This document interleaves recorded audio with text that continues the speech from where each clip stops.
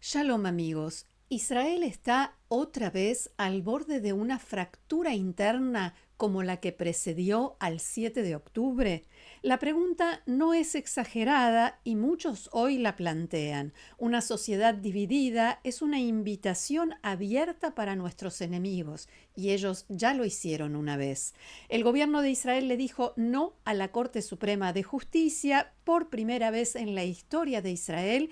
El Ejecutivo dijo que se niega abiertamente a acatar un fallo del máximo tribunal. No es una crisis política más, y así lo muestran las portadas de los diarios de hoy. Además, analizamos el frío ajedrez geopolítico de Hamás en Gaza. ¿Se retira o se reorganiza? Las señales contradictorias llegan desde el terreno. Vamos al frente norte y ponemos la lupa sobre Irán. Imágenes satelitales revelan actividad en instalaciones nucleares que no fueron atacadas durante la guerra. Y vamos a finalizar con una nota positiva porque en medio de todo lo que nos toca vivir en este mundo caótico y difícil, lo único que realmente permanece es el amor verdadero. De todo esto y más vamos a hablar hoy, lunes 6 de julio de 2026, 21 de Tammuz en el calendario hebreo. Shalom amigos, Shavua Tov, una excelente semana para todos. Bienvenidos a Israel a Diario. Israel a Diario cuenta con el auspicio de Fabián Levi, el agente de viajes de la comunidad latinoamericana en Israel. Les dejo sus datos de contacto. Pueden comunicarse con él desde cualquier lugar del mundo. Veamos cómo amanecen las portadas de los diarios y otros medios hoy aquí en Israel. A la derecha vemos el diario Haaretz, cuyo titular informa: el gobierno anunció por primera vez que no acatará un fallo de la Corte Suprema de Justicia. Hablamos de una resolución de la Corte relacionada con el ente regulador de radiodifusión comercial, un tema en el que el gobierno y el tribunal interpretan de manera diferente la ley vigente sobre las decisiones del Consejo de la segunda autoridad de radio y televisión de Israel. Y no vamos a ahondar en los detalles técnicos, por supuesto, pero la decisión del gobierno de anunciar públicamente, y ojo a este detalle, ¿sí?, de anunciar públicamente que no está de acuerdo con el fallo judicial, ha generado una amplia serie de reacciones y una fuerte polémica, especialmente cuando nos encontramos en plena campaña electoral. Del lado izquierdo vemos el diario Israel Hayom, que muestra a distintos protagonistas de la escena política israelí. El titular es una cita: la desobediencia a la Corte Suprema podría conducir a la anarquía. Y más, del ministro de Justicia, Yariv Levin, abro comillas: la Corte no está por encima de la ley. El candidato de la oposición, Naftali Bennett, comillas otra vez: si el gobierno no acata la ley, cada ciudadano puede decidir que no acepta fallos judiciales y el Estado se desmorona. Fin de la cita. Para tener una idea de la gravedad de la situación, veamos también la primera plana de Yediot Aharonot y de Ma'ariv. El de la derecha es el diario Ma'ariv con el titular: Israel, camino a una crisis constitucional. A la izquierda, Yediot Aharonot titula Reidat Adamá, terremoto, y las fotografías de Benjamin Netanyahu, el primer ministro, e Yitzhak Amit, el presidente de la Corte Suprema de Justicia. Y mientras la política israelí vive un momento de creciente tensión institucional, en Gaza también asistimos a un momento decisivo. El sitio web Ynet, el sitio del diario Yediot Aharonot, recoge hoy un informe del diario árabe Asharq al-Awsat que indica que Hamás anunciará, e incluso podría ser hoy mismo, la disolución del Comité de Supervisión de la Labor Gubernamental. Y eso no es otra cosa que el gobierno de facto del grupo terrorista en la Franja de Gaza. Según este reporte, la medida busca allanar el camino para el ingreso del gobierno tecnocrático que estableció Donald Trump para la franja y que todavía no asumió sus funciones ni logró siquiera entrar a territorio de la franja. Pero el diario Maariv nos habla hoy de algo que parece contradecir este informe y lo escribe el periodista Avi Ashkenazi. Dice que además del contrabando de armas y el reclutamiento de jóvenes del que hablábamos la semana pasada, a quienes les ofrece un salario que supera el ingreso de toda la familia, Hamás está tomando otras medidas para afianzar su poder. Según informes en Gaza, la organización terrorista comenzó a pagar salarios a sus funcionarios y empleados gubernamentales mediante transferencias bancarias, más de $1.000 por mes en promedio por empleado. Al mismo tiempo, Hamás intensifica el estricto control sobre la población, envía a sus hombres a las calles, a los mercados, despliega puestos de control en las carreteras y actúa para supervisar la entrada y salida de los residentes de Gaza por la frontera. Las fuerzas de seguridad israelíes detectaron que Hamás renovó sus operaciones de contrabando hacia el interior de la franja, utilizando a esos mismos civiles de Gaza, a los que les permite salir y regresar, como mensajeros. Y este artículo, que vamos a ver ahora, publicado durante el fin de semana, en el diario árabe Asharq al-Awsat en inglés, analiza el reciente y deliberado regreso de las banderas y símbolos de Hamás y de su ala militar, la Brigada Al-Qassam, en los funerales en Gaza, acompañados de discursos y consignas que amenazan con repetir los ataques del 7 de octubre. Después de un largo periodo de discreción, la dirección de Hamás dio la orden explícita de retomar estas exhibiciones públicas. El objetivo principal es proyectar una imagen de fuerza, de cohesión, mostrar que no fueron derrotados militarmente y que Hamás no aceptará planes de posguerra por parte de Israel o de Estados Unidos que lo dejen afuera. Al mismo tiempo, la campaña comenzó coincidiendo con protestas civiles que habían sido convocadas para el 26 de junio pasado contra la gestión de Hamás y la crisis humanitaria, y el grupo utilizó los funerales masivos de sus terroristas para exhibir control territorial y neutralizar cualquier disidencia.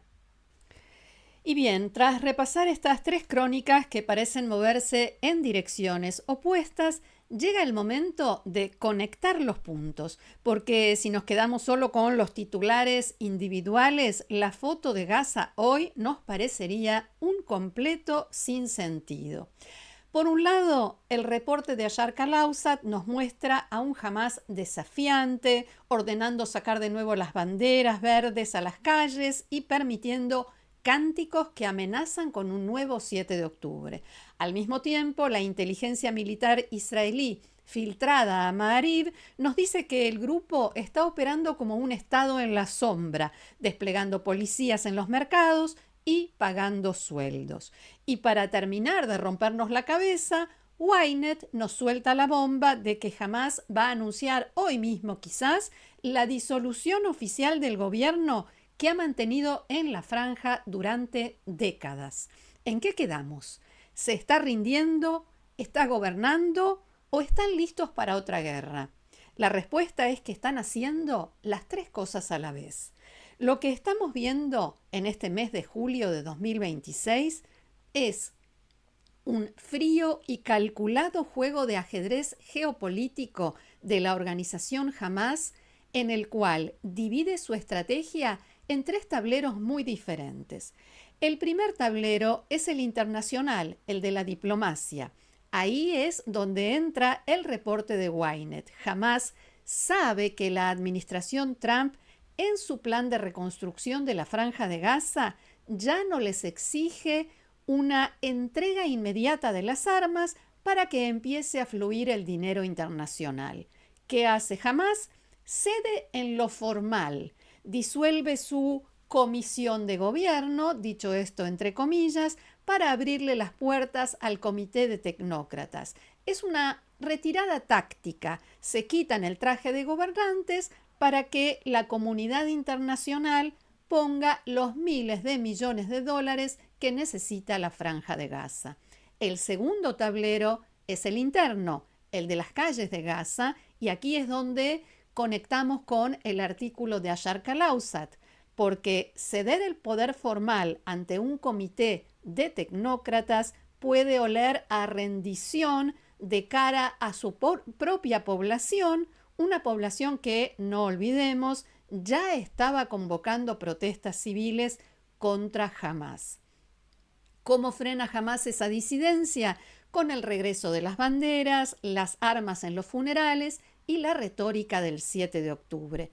Es propaganda pura para consumo interno. Necesitan demostrarle a los gazatíes que siguen siendo los que mandan y que la resistencia, dicho esto entre muchas comillas, no se ha doblegado.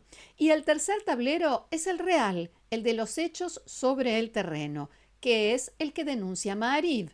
Mientras en los papeles internacionales dicen que se apartan y en las calles sacan banderas para la galería, bajo tierra siguen pagando sueldos, controlando el contrabando mediante mensajeros civiles y utilizando la miseria económica para reclutar jóvenes desempleados. Es una gobernanza blindada bajo las sombras.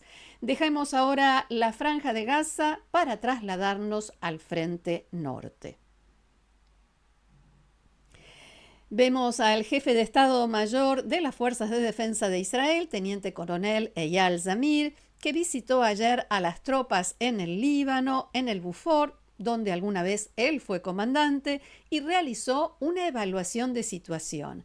Mientras tanto, Canal 11 de la televisión pública israelí Kan informó que oficiales de las Fuerzas de Defensa de Israel y del ejército libanés abrieron los canales de comunicación con mediación de Estados Unidos para coordinar una futura retirada israelí de 2 aldeas en el sur del Líbano. El objetivo de las conversaciones es definir criterios claros sobre qué se considera una zona libre de Hezbollah, una condición que Israel cree indispensable antes de iniciar el repliegue previsto en ese programa piloto y que debería producirse en las próximas semanas. Según una fuente que habló con el canal, el gobierno libanés comprende que es necesario fijar esos criterios y que cualquier vacío, cualquier concepto que se deje al azar puede y será aprovechado por Hezbollah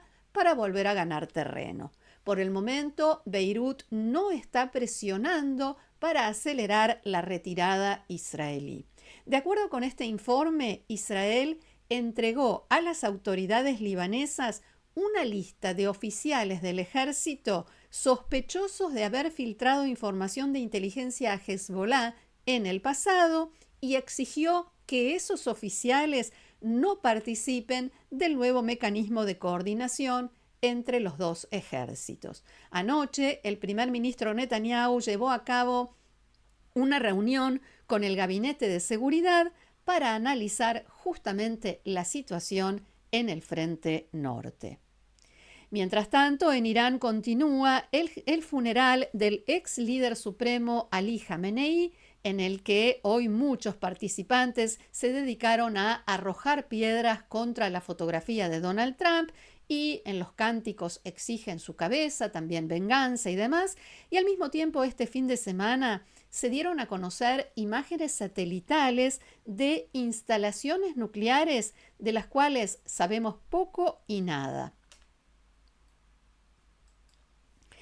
Anoche en Canal 13 de la televisión israelí decían que en Irán decidieron proteger el seguro contra todo riesgo del régimen de la República Islámica, o sea, sus instalaciones nucleares.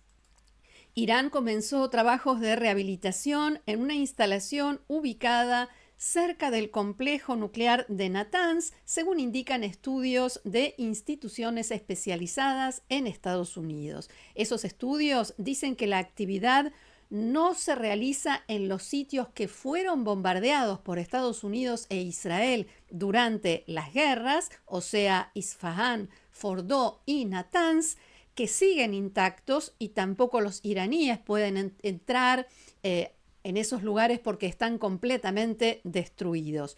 Pero 2 kilómetros al sur de Natanz está ese sitio que nunca estuvo bajo control o supervisión de Occidente y es conocido en hebreo como Ar Hamakosh, donde se detectó movimiento de vehículos y obras de construcción destinadas a reforzar los accesos a los túneles de la instalación. Además, algunas de las entradas fueron bloqueadas para impedir el acceso rápido de vehículos. Según las estimaciones del Instituto de Ciencia y Seguridad Internacional en Washington, esa es la instalación más grande, profunda y más protegida del régimen iraní.